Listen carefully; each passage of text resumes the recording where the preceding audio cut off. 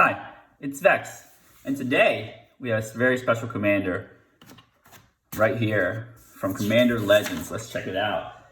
Belbe, Corrupted Observer. So, what I like about Belbe is, it's also what I like about your lock. Sometimes you make games faster. Well, how do you make games faster, you ask? Make a punch of mana quickly. So, let's read what Belbe does real quick.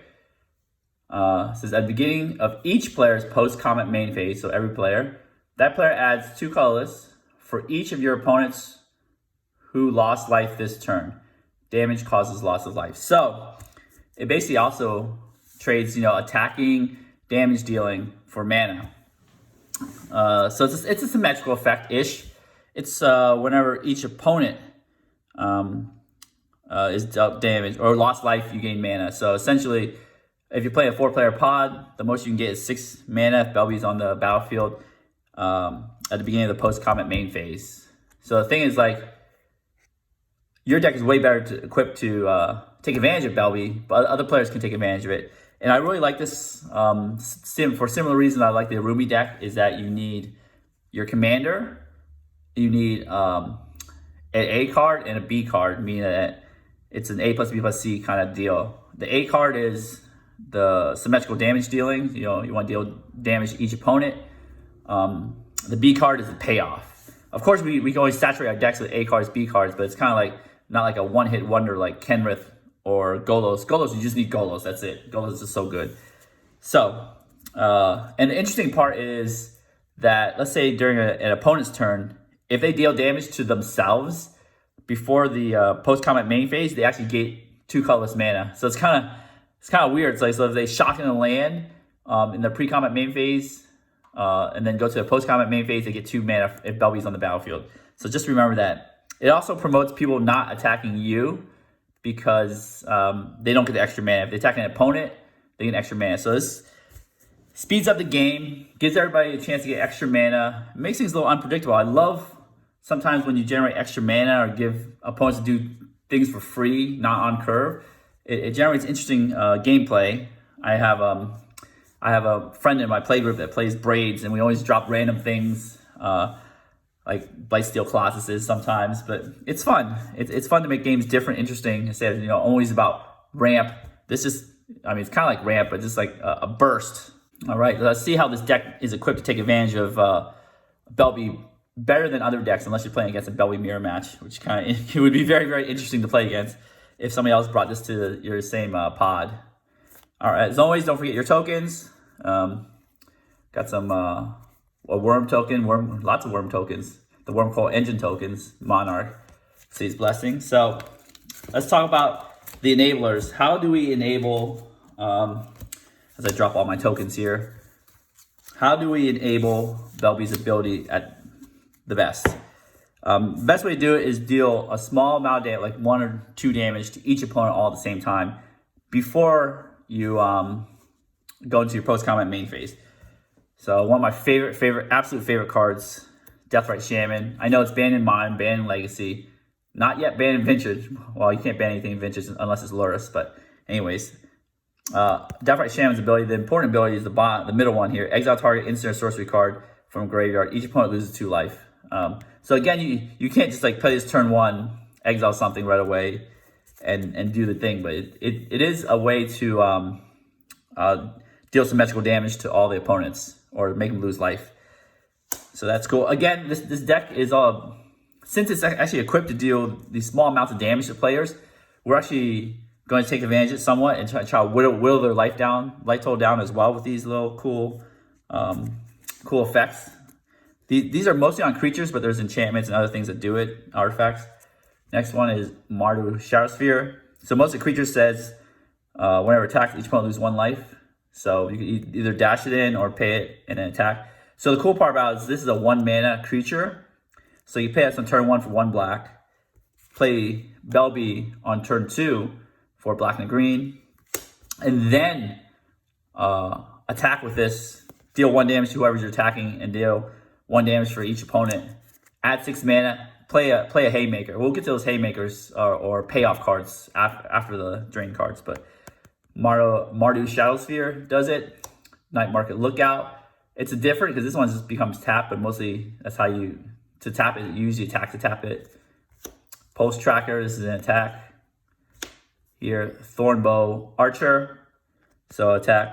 And then this is an interesting clause. It's each opponent who doesn't control an elf loses 1 life. So if they have a mana dork and have an elf, you probably want to attack that person so they won't block with their elf because they won't lose the life. So it's has an interesting text there.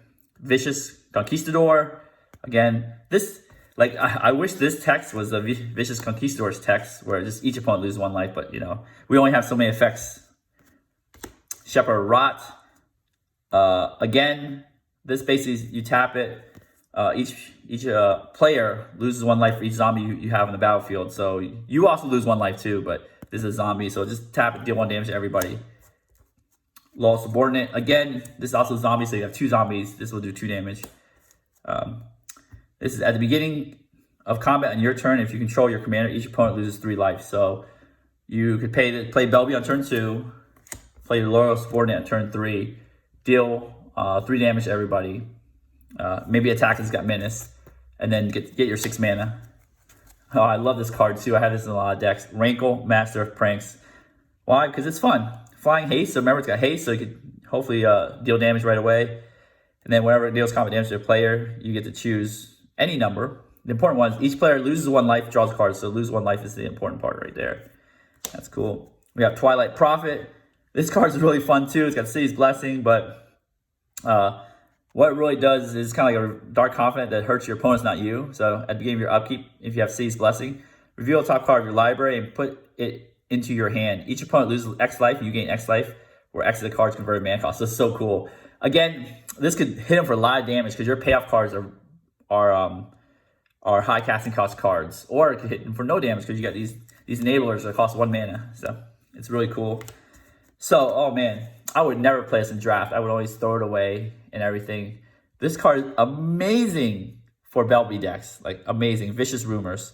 And if you don't know what it does, which most people don't because they just skip it in draft and never play it ever again, but so cool. It does 1 damage to each opponent. That's exactly the text we want. 1 damage to each opponent. And then each opponent discards a card, which means 3 opponents, 3 cards. Puts the top card of their library into their graveyard, you gain 1 life. That's negligible. Hopefully you don't mill over anything that'll help them out, but it's insane. And then we have 1 shrine, only 1, so don't think there are gonna be more of these in the deck. Is Shrine of Stone Fangs. At the beginning of your pre-combat main phase, each opponent loses X life and you gain X life, where X is the number of shrines you control. So only 1. Just at the beginning of pre-combat main phase, deal 1 to all opponents. And then we have the new Court of Ambition from Commander Legends. So at the beginning of your upkeep, each opponent loses 3 life unless they discard a card. If you're the Monarch, instead each opponent loses 6 life unless they discard 2 cards. Most likely, they'll just lose a life because discard a card is so painful. But again, we're going for this. We're also going for the drain too because we have this stack of cards that do draining here. So this is a drain plus a little bit of a board wipe Pestilence. So this is really good there. Again, it's so cool to find all these weird cards you don't play that much anymore in Commander, because you got like a cool new Commander that enables all this new synergies here. Cryptolith Fragment. I've always wanted to play this because it's like a pinger on a mana rock. Essentially, that's so cool. And if I've never had this flip, but if being your upkeep, you have 10 or less life, you can transform it to Aurora of Emrakul. Another thing is that, which I totally forgot this existed until recently, Leech-Ridden Swamp. So this actually has a basic land type swamp. Can be fetchable with your fetch lands. So I've included an additional fetch lands to fetch this swamp out. Comes into play tap, and you tap black and tap. Each opponent loses 1 life. And then you only play this ability if you control 2 or more black permanents. I know it's hard to see here with the foiling. I know it's so cool. It has a little swamp foiling right there. Special foil. So here are the payoffs. This is by far the best payoff to put on turn 2. Your opponents might scoop, who knows? But you gotta play this card, God Pharaoh Statue. So the idea is that anything with 6 is amazing because if you can damage all your opponents, put Belbe on the battlefield, you get 6 mana off Belbe. So we want to use all of her mana to do something productive in payoff cards. God Pharaoh Statue. This is one of the best payoffs on turn 2 if you can hit it. Spells your opponent's cast cost 2 more to cast. Therefore, they are not ramping anytime soon. To sort, I think the best thing they can do is pay 3 mana to Swords to Plowshares, your Belbe. But again, you still have God's Pharaoh Statue on the battlefield, or pay 3 mana to do some kind of 1 mana shatter effect, or Nature's Claim. So this is insane turn 2, but you need like a damage dealer, a 1 mana damage dealer, Belbe, and this in your hand, and the correct colors of mana to cast the black, the green, everything. But when it lines up, this is the way you go. Skyclave Relic. Again, I like this is cool because you pay 3, just make a little Darksteel Ingot, or pay 6. Again, 6 is the magic number to make 3 Darksteel Ingots. So it's really cool. Playing a bridge. Again, you pay 6. It sits on the battlefield. You're playing big permanents. So maybe next turn you can get your 8 mana. Search for your big permanent, put in the battlefield. The Immortal Sun costs 6 again. Helps you out, gives you more card draw, makes things cost less. So now you can pay 7 drop if you could with the one less thing here. Lithoform Engine. So this is really, really cool because you could copy the triggered ability, add more mana. Copy an instant sorcerer, copy a permanent spell. Essentially, if you're playing one big spell, you can pay 4 and copy that spell. So insane.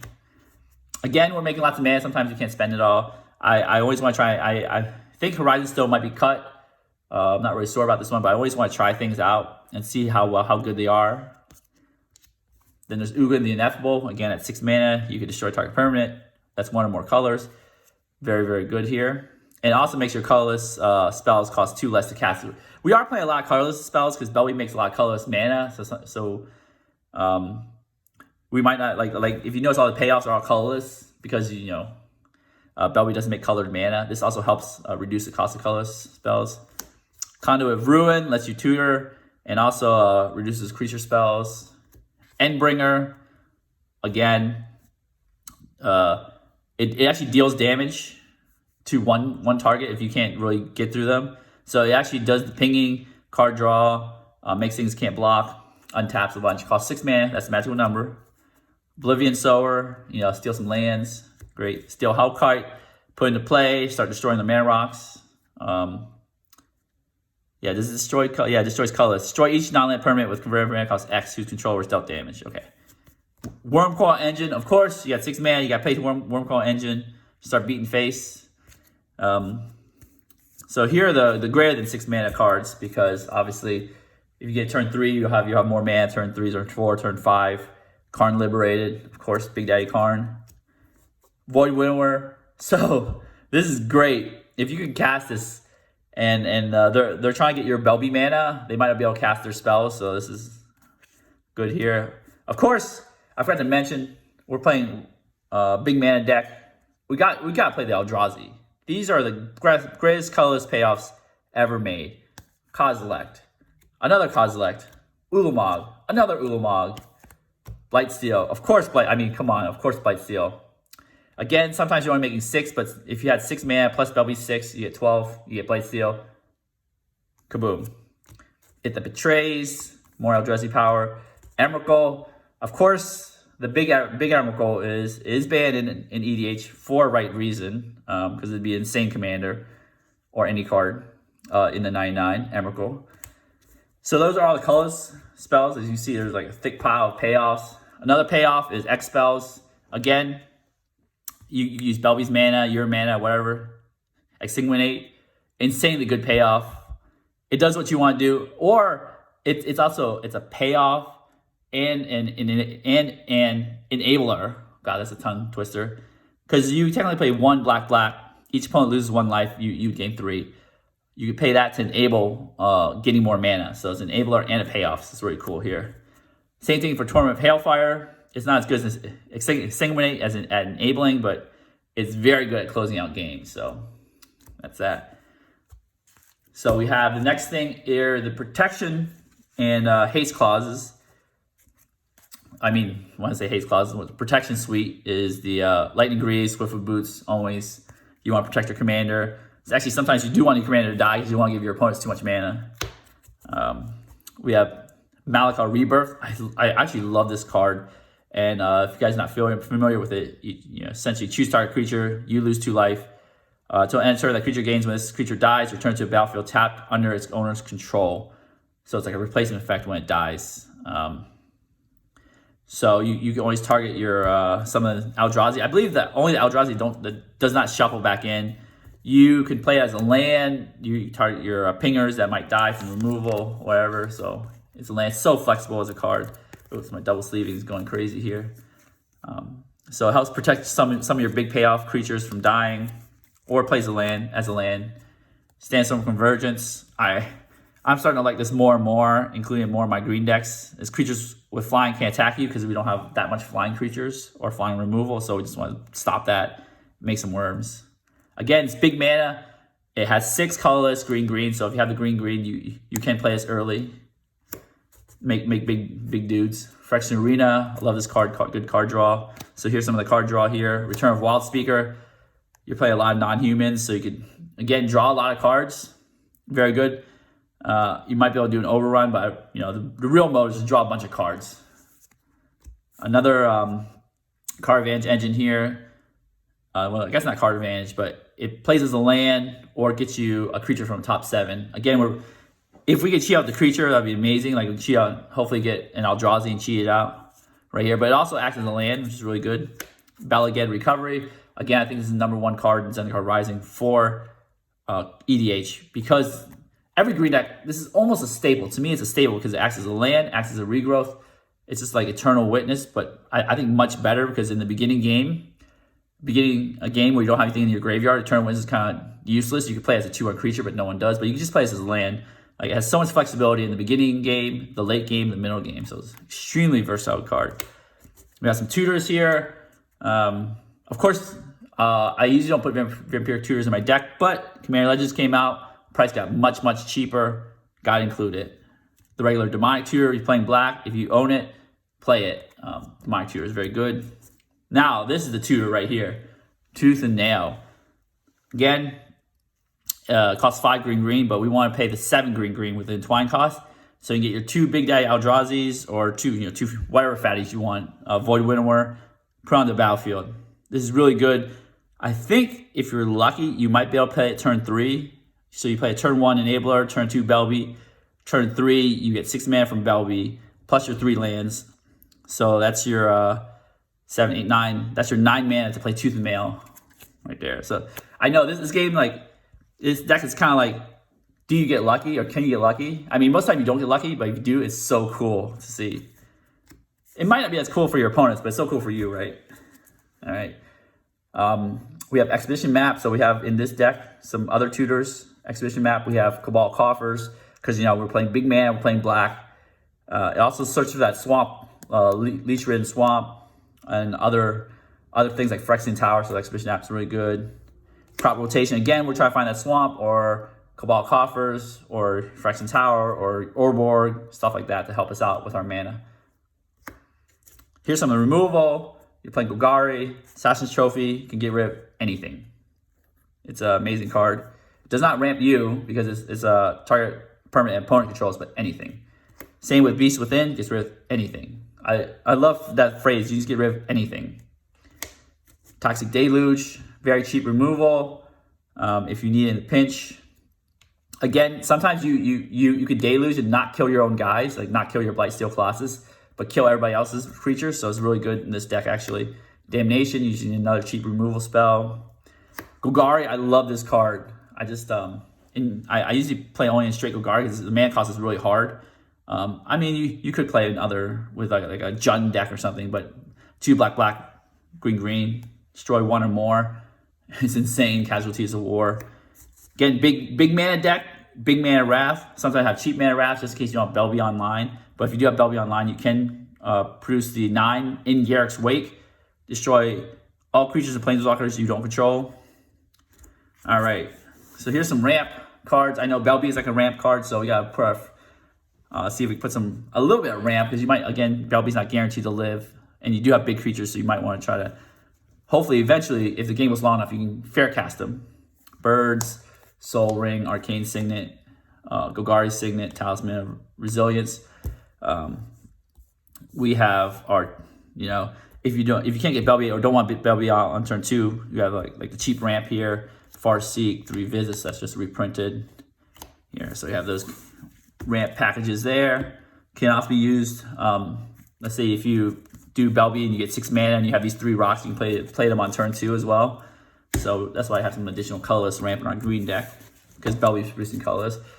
Some of the Golgari lands, the dual lands, the new Undergrowth Stadium from Battlebond, Overgrown Tomb. So usually I don't like these lands, Tainted Mire. However, the reason I have it is because Belbe, you want her on turn 2, and hopefully this can help you get her out on turn 2, because it's untapped and can produce both colors if necessary.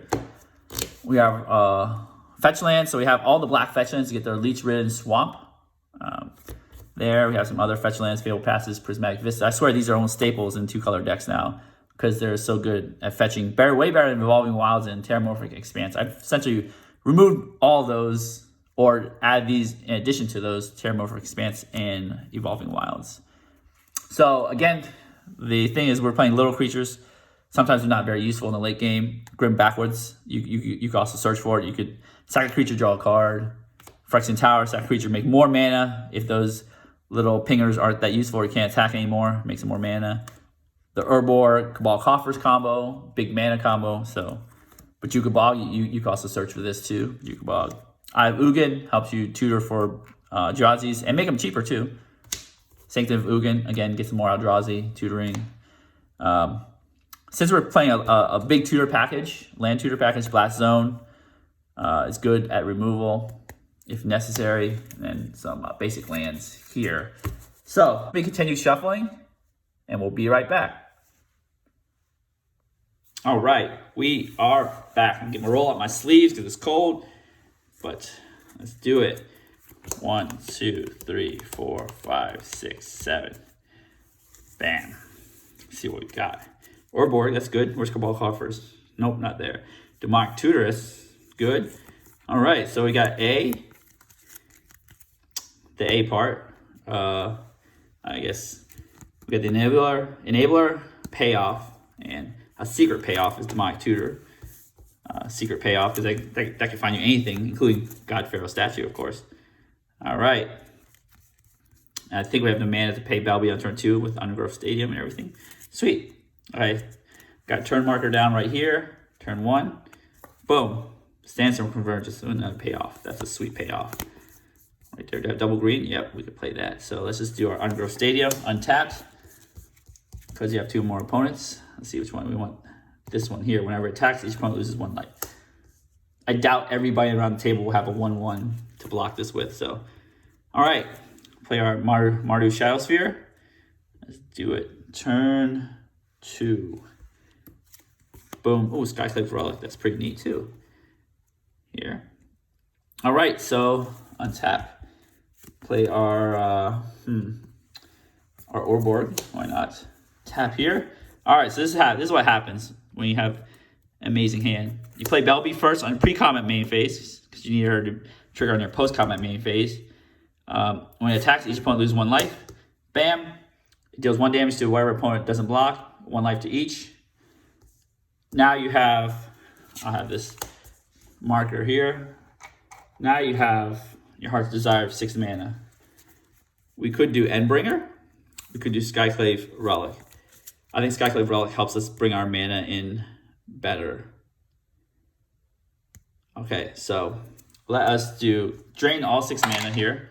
Keep this here because that's pretty fun. Do Skyclave Relic, and let me get my Skyclave Relic. Let's see, my Infi tokens for Skyclave Relic. Be right back again. We're back. Who needs Skyclave Relic tokens when you have more Skyclave Relics? Ta-da! All right, cool. So this is, these come into play tapped. This one does not come into play tapped. So we have additional mana, and look, we can actually use it. That's the funny part. We'll just actually, we'll just use that extra additional mana to play Thornbow Archer. And then we're like, okay, go. And turn 3, we're gonna be like, okay. Turn 3 here. I mean, we're probably a demonic tutor for God Feral statue, right? Right? Am I right? I totally forgot you have 2 copies, 2 virtual copies because of demonic tutor. All right, so untap here, draw a card, Court of Ambition. It's not bad. So play our land. We have 6 mana naturally. We could just let's see here. Well, I mean, we would just attack, deal some ping damage. I would not attack with Belbe. Don't want to risk losing her. All right. Then we deal damage, add 6 colors. Back to our pool. Right here, we have all the colors mana we needed. Tap Orborg, burn a colorless. Right here, demonic tutor. See how much we have: 5, 6, 7, 8, 9, 10. Oh, we get a 10 drop. I know, 10 drop turn 3, right? And we're actually paying it with mana too. Not cheating, but not really cheating. Let's see what 10 drop we want. So let's see. Oh man, 12 mana. That doesn't work out. Emerald Gold, we can't play that yet. Nah, that's not so great. We could play Horizon Stone, save our mana, but no. This is the one we really want. The funny part is God Feral statue has a second part. At the beginning of your end step, each opponent loses 1 life. So it's not really an enabler, but it does drain. If this says at the beginning of your upkeep, oh man, this card would be amazing for this deck. It's an enabler, a payoff, and like slows your opponents down to a crawl. Let's see if we can find another good 10 mana card here. Still, Hellkite's pretty neat. Kozilek. See, I like Kozilek. Maybe we'll play Kozilek and draw 4 cards. Let's do that. All right, we have all 10 mana, 10 colorless. Okay, we could Kozilek instead of God Feral statue. We don't want to be that mean, right? I mean, of course, we're playing Kozilek on turn 3. That's pretty mean, but God Feral statue essentially is super mean. All right, so let's cast Kozilek, draw our 4 cards, and then make our opponents cry a little bit inside. Right there. Use all that. Yep, I have fewer than 7 cards. Draw equals difference, so I'm draw 4 cards. 1, 2, 3, 4. Bam. All right, no crazy payoff. Garrick's Wake's good payoff, but Kozilek, again, we could discard these cards to Kozilek to counter things. So we can counter a 2-drop, a 2-drop, a 1-drop, a 4-drop, 6. No one's gonna play an 8-drop or 9-drop on turn 4, turn 3, 4. Anyways, I mean, let's just do one more turn just to see. I'm curious. I mean, this is basically almost game over. It's so much fun doing this, to tell you the truth. Okay, draw a card. Oh, we actually drew a land. Sweet. So we have 7 mana. And even if we can't attack, we can always do like a tap our Orborg, Vicious Rumors, and just do 1 damage. Move to the next phase, past our combat phase. Oh, I mean, we might want to attack Kozilek. Why not? It's huge menace. Get our 6 mana. Tackle Kozilek. Why not? Get our 6. Now we have 6, 7, 8, 9, 10, 11, 12. Right. So I think, is this, let me read this one. Whenever you cast a colorless spell with convert mana cost 7 greater, so that does not count Endbringer. 12, we could use 6 of it for Sandworm Convergence. Tap this, tap 2, use all 6. Sandstorm Convergence right there. Okay, we can do our 3 visits, why not? Tap these 2 for 3 visits, get a forest. When I say forest, I mean Overgrown Tomb. Yeah, let's search for this Overgrown Tomb real quick here. I wish they had the more the enemy lands with basic land types, but they don't. So I could put into play untapped if I wanted to. Pay 2 life. Do I have 3 costs? No, I'll just put it tapped. Oh, oops, losing stuff. Anyway, so this is our this is our turn 4. Right, it's not bad at all. Tap our last 2 mana. Play Shepherd of Rot.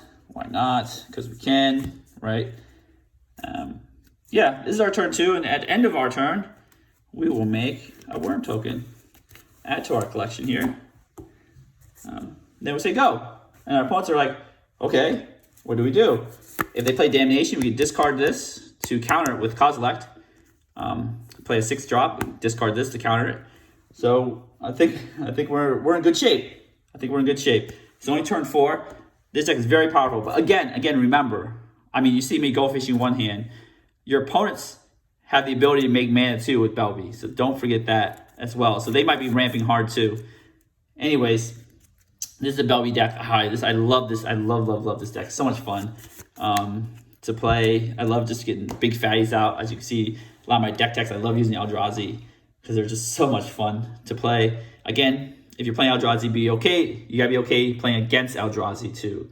So my slogan is, if you're willing to play the card, you have to be willing to play against the card.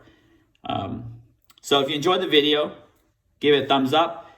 And I also like to leave with a question too. I almost forgot that. Is, do you like games that speed up this fast? Because I feel like they're fun. Like sitting for like 5 turns trying to ramp and do more ramp and like ping, do some small creatures, attack here and there. It's fun, but it's very time consuming. But here, you just like, you go in hard. You play Kozilek on turn 3. I mean, you're actually paying physical mana to do it, even though it's kind of cheating in a way.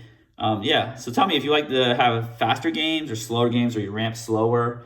Leave your answers in the comments below. And again, if you enjoyed this video, enjoy my deck techs, give me a thumbs up. Don't forget to smash the subscribe button, hit the notification for any new videos that come out. I have a TCG affiliate link in the description below if you want to help support me. No cost to you, of course. Patreon, I'm on all the socials.